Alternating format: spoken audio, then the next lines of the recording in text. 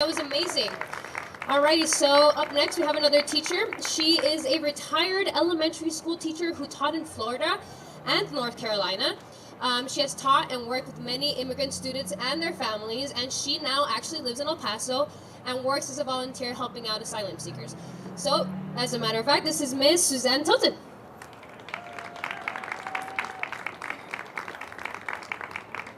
Bienvenidos a El Paso, Texas, mi ciudad.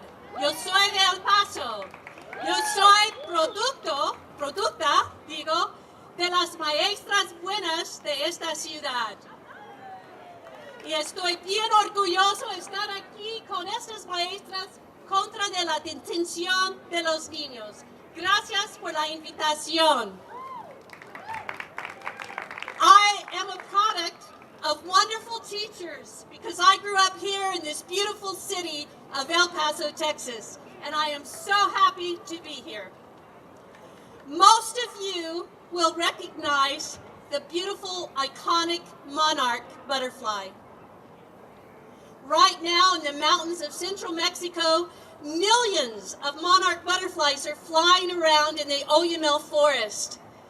These migrant monarchs have traveled thousands of miles and have crossed 2 international borders to congregate, to escape cold winter weather, and to survive.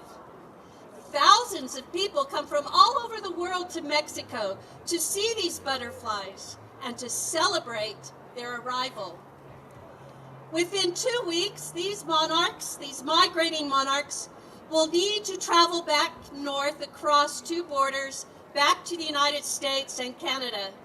They need to find flowers to feed on, and they need to find a special plant called milkweed where they lay their eggs so their young will survive and their species will continue their life cycle. People all over the United States and Canada await their return. Great efforts are made by many local and state governments to create and protect habitat so that these monarch butterflies will be able to continue to thrive. Individuals plant milkweeds and flowers in hopes to attract these beautiful butterflies in their gardens. Asylum seekers are not much different than these monarch butterflies.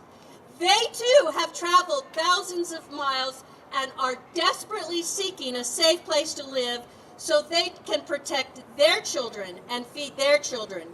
They want the same thing that all of us want: peace, tranquility, the basics of life, and the pursuit of happiness. So what can we do as individuals to welcome migrants, celebrate their arrival, and help them so they can survive? We need to educate, what we're doing right now. I am so impressed with all the teachers who have come from all over the United States and Mexico, where we have come together so that we can go back and teach our students, our community, and our nation the true facts of immigration. The real crisis at the border is a humanitarian crisis.